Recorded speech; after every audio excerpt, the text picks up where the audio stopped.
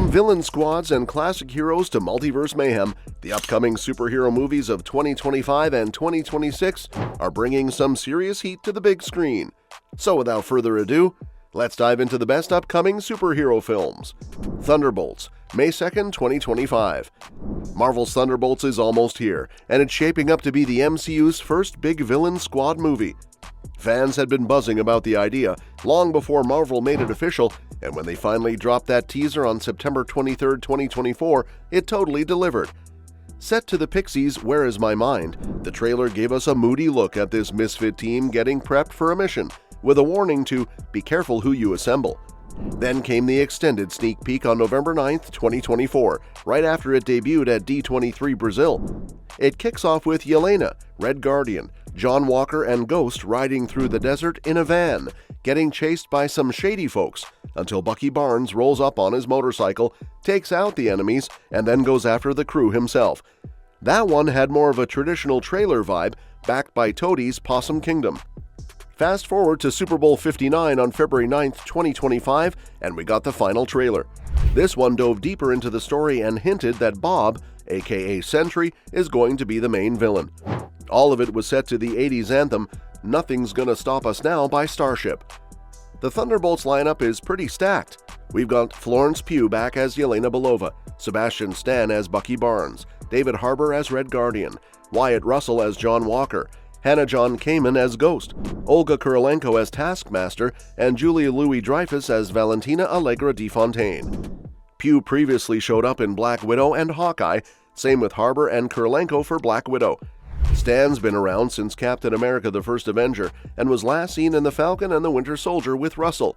John Kamen was in Ant-Man and the Wasp, and Louis-Dreyfus made her MCU entrance in The Falcon and the Winter Soldier, popping up again in Black Panther Wakanda Forever and the post-credits scene of Black Widow.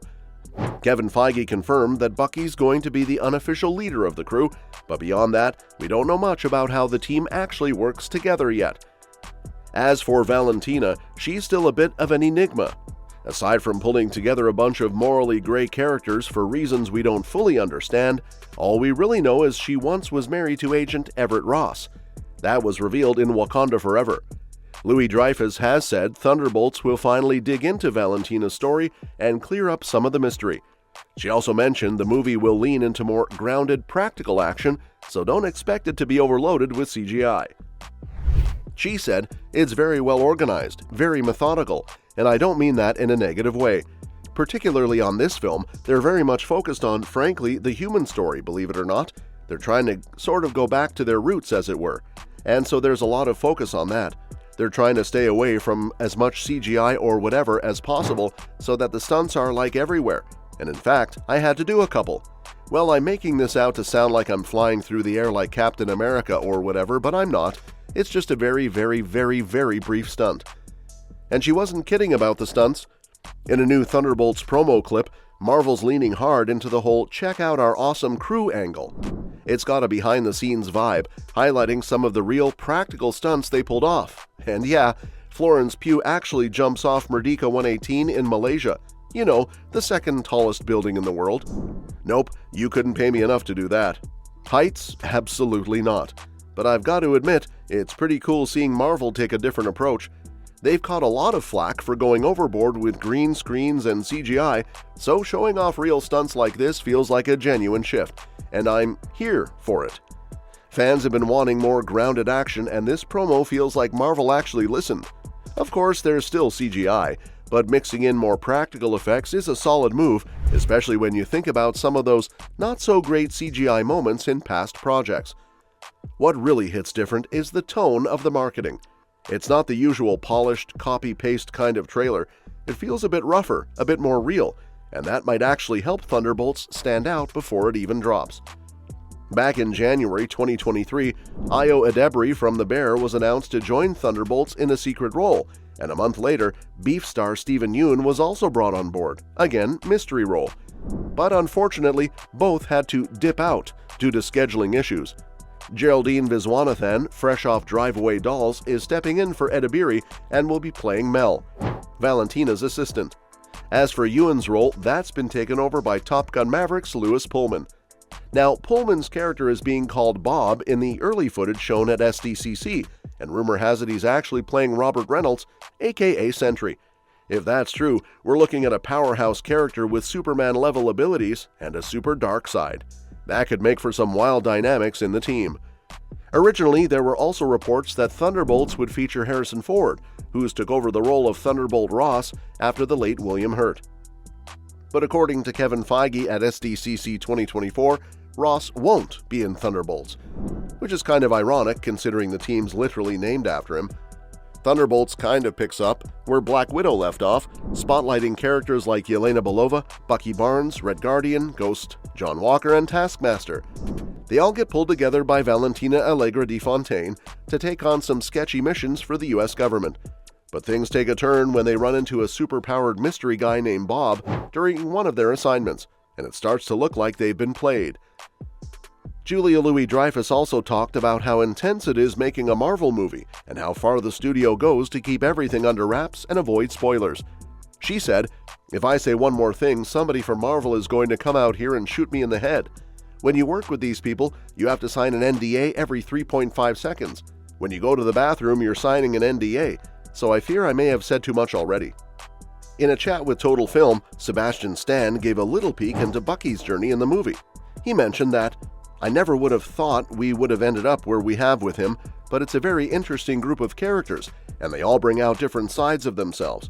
I think Bucky finds himself way more suited to them than initially maybe he wants to admit, but he's always an evolving character, and that's what I love about him. It's always trying to find another way of expressing. I think it'll be fun. I think people will be excited for the movie." This version of Thunderbolts is definitely a big shift from how the team started in the comics. It's easy to compare them to DC's Suicide Squad. Both are made up of misfits and villains who aren't exactly superhero material, but there's a big difference in why they're doing these shady missions. In Suicide Squad, the members are literally forced to cooperate with bombs in their heads and get thrown into deadly missions where survival's not likely. The Thunderbolts, on the other hand, aren't being blackmailed into anything. Their whole deal in the comics was more about putting on a good face, proving to the public that villains can change and be heroes. And the mastermind behind all of it? Baron Helmut Zemo, a classic Captain America enemy. After most of Earth's heroes were wiped out by Onslaught, Zemo saw a power vacuum and figured he could fill it by forming his own fake superhero team to win people over and secretly grab power. He brought in a bunch of villains like Goliath, Fixer, Screaming Mimi, Beetle, and Moonstone, and they all adopted new heroic identities: Citizen V, Atlas, Techno, Songbird, Mach 1, and Meteorite. But the plan kind of blew up in his face when the team actually started to change for real. They ended up turning on Zemo and decided they genuinely wanted to make up for their pasts. Since then, a ton of different characters have cycled through the team. Deadpool, Venom, Abomination, Norman Osborn, even some more heroic types like Hawkeye, America Chavez, and Spectrum. Zemo himself has popped back in and out over the years, sometimes pretending to be reformed, but usually up to no good again eventually. So, where's Daniel Bruhl's Baron Zemo in all this? It's kinda wild that none of the marketing has mentioned him at all, especially since he's such a big deal in the Thunderbolts comic book history. After Captain America Civil War and The Falcon and the Winter Soldier, it really felt like Marvel was setting Zemo up for a bigger role in the MCU. He had strong anti-superhero views and was actively hunting down enhanced individuals, so it seemed like he had unfinished business. The most likely reason we haven't seen or heard anything about him yet? He's probably being kept under wraps as a surprise villain. That would line up with how this version of Zemo operates. Always behind the scenes, always with a bigger plan. Plus, given how intense his feelings are about superpowered folks, it would totally fit for him to oppose the Thunderbolts rather than join them. So don't count him out just yet, we might be in for a surprise twist. Superman, July 11th, 2025. David Cornswit is officially stepping into the cape as the new Man of Steel.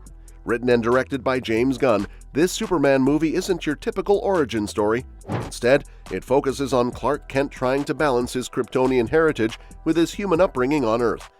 Producer Peter Safran described him as kindness in a world that thinks kindness is old-fashioned, which honestly feels like exactly what we need right now.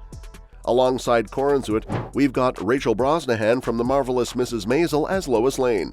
And that's not all. Nathan Fillion is suiting up as Green Lantern Guy Gardner, Eddie Cathegay is playing Mr. Terrific, and Isabella Merced is bringing Hawkgirl to life. Plus, you'll also get Jimmy Olsen, Skylar Gisondo, and Metamorpho Anthony Kerrigan. This movie's got some serious star power. If you haven't seen it yet, the trailer's out now, so definitely give it a watch for a sneak peek. The Fantastic Four First Steps, July 25th, 2025. Yep, right after Superman, we'll get the Fantastic Four, one of the most iconic superhero teams, hitting theaters after almost 10 years since the last and not-so-great Fantastic Four movie. We're really hoping this new film will deliver, especially after that awesome trailer we got. From the star-packed cast to major reveals, and even some hints at side villains, the trailer sets the stage for something pretty special. We already knew the cast, but seeing them in action really makes it feel real. Pedro Pascal takes the lead as Reed Richards, Vanessa Kirby plays Sue Storm, Eben Moss-Bachrach is Ben Grimm, and Joseph Quinn brings the heat as Johnny Storm. This version of the Fantastic Four focuses on a tight-knit, family-oriented vibe, similar to a classic 1960s nuclear family. The trailer kicks off with Reed mentioning their Sunday family dinners tradition, no matter what, and this theme runs throughout, with Sue reassuring Reed that they'll face everything together. The big bad this time? Galactus, back in full Jack Kirby-style glory, towering and rocking his iconic headgear. Goodbye, weird space cloud from Rise of the Silver Surfer. But he's not the only cool reveal. We also get a peek at Herbie, designed straight out of a 1960s vision of the future, and there's even some fun back and forth with Ben Grimm that adds a human touch to the Thing's character. Then there's John Malkovich, who steps out of the shadows in a mysterious appearance. His role isn't confirmed yet, but people are already guessing he might be playing Ivan Kragoff, aka the Red Ghost. One of the coolest aspects of the film is its retro-futuristic vibe. Fantastic Four First Steps blends 1960s design with advanced technology, giving the MCU a visually unique feel. The team's headquarters, the Baxter Building, has a sleek mid-century modern look, and we even get a quick glimpse of the Fantasticar. The mix of retro style and Marvel tech gives this film a fresh new vibe. Avengers Doomsday, May 1st, 2026. It's got all the classic Avengers crossover madness that fans love, and expectations are through the roof. Originally, Marvel was building around Kang the Conqueror as the next big villain, but after some legal issues with Jonathan Majors, the whole plan changed. What was once Avengers the Kang Dynasty is now Avengers Doomsday, and the new direction has everyone talking. At San Diego Comic-Con 2024, Marvel revealed that Joe and Anthony Russo are back to direct, and the big shocker? Robert Downey Jr. is returning, but not as Iron Man. Instead, he's playing Victor Von Doom, a huge twist that no one saw coming. There's no word yet on how Stark and Doom might be connected, but it's already sparking wild fan theories. The cast is stacked too. Chris Hemsworth returns as Thor, Anthony Mackie as Captain America, Paul Rudd as Ant-Man, Tenoch Huerta as Namor, Simu Liu as Shang-Chi, Letitia Wright as Black Panther, Danny Ramirez as the new Falcon, and Winston Duke as M'Baku. Plus, the Fantastic Four are joining the team, the Thunderbolts are involved, and we're getting some classic X-Men back, including Kelsey Grammer as Beast, Patrick Stewart as Professor X, Ian McKellen as Magneto, and even Channing Tatum as Gambit. Some characters are still unconfirmed, like the Beyonder, and there's a chance the movie will rework existing characters into these roles, considering how many big names are already in the mix. The multiverse aspect is getting clearer, especially with the TVA's involvement in Deadpool and Wolverine. Loki is back too, which could mean big things for the MCU's future. After his heroic sacrifice in Loki Season 2, he's now holding the multiverse together, and his power could play a key role in the battle against Doom and whatever other chaos goes down.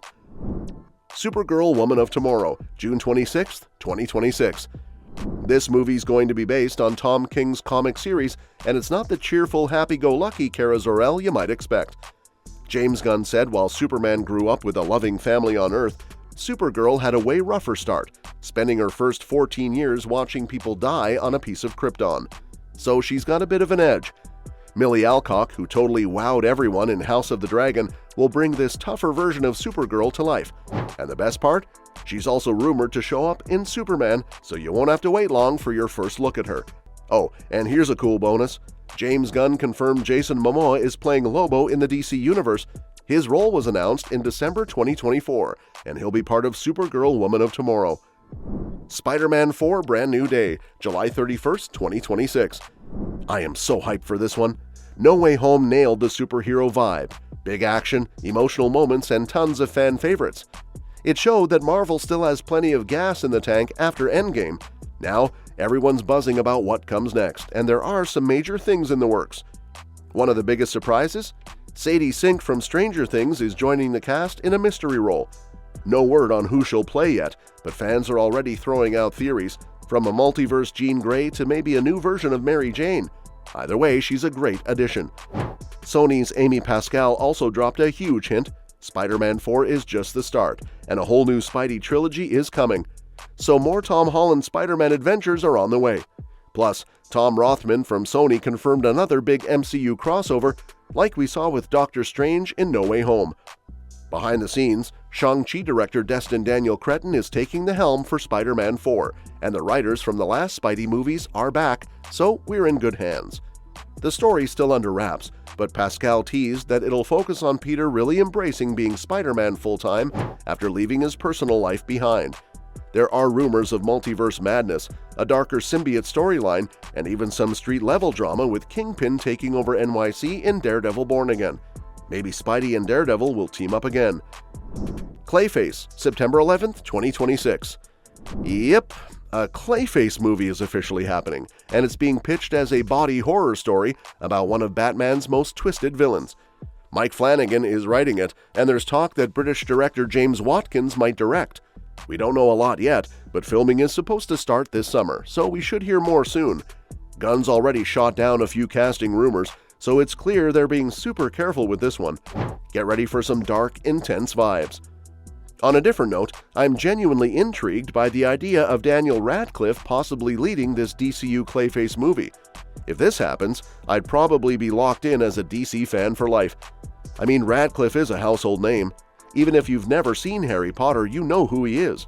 He's been around forever and could have just lived off his wizard fame, but instead, he dove headfirst into the weird, the wild, and the unexpected. While a lot of child stars might have stuck to rom-coms or faded into the background, Radcliffe said, "Nope, I think I'll play a farting corpse." And honestly, I respect that. His willingness to take risks makes him a perfect fit for a character like Clayface. This role is all about transformation, physically, emotionally, and psychologically, and Radcliffe has proven he can nail that kind of layered performance. Whether he's got horns growing out of his head, guns attached to his hands, or playing Weird Al with total dedication, he's shown he's more than just the boy who lived. But Gunn has shut down the rumor and said casting hasn't started yet. Still, the fact that Radcliffe's name even came up, that's pretty exciting, and let's be real, DC has definitely cast based on fan enthusiasm before. If Radcliffe does end up playing Clayface, it wouldn't just be cool, it'd be inspired. He's got the horror chops, the drama, and the ability to make even the weirdest roles feel real. Honestly, if they go this route, I'll be the first in line, popcorn in hand, ready to be emotionally wrecked by a pile of sentient clay. Well, that's it for today. Which superhero movie are you most excited for in 2025 and 2026? Will you be rooting for the misfit villains in Thunderbolts? Or are you already counting down the days until Superman takes flight? Let me know what you think in the comments below. And don't forget to subscribe, because we'll be covering more updates on this soon and other exciting upcoming movies and series. We'll see you next time.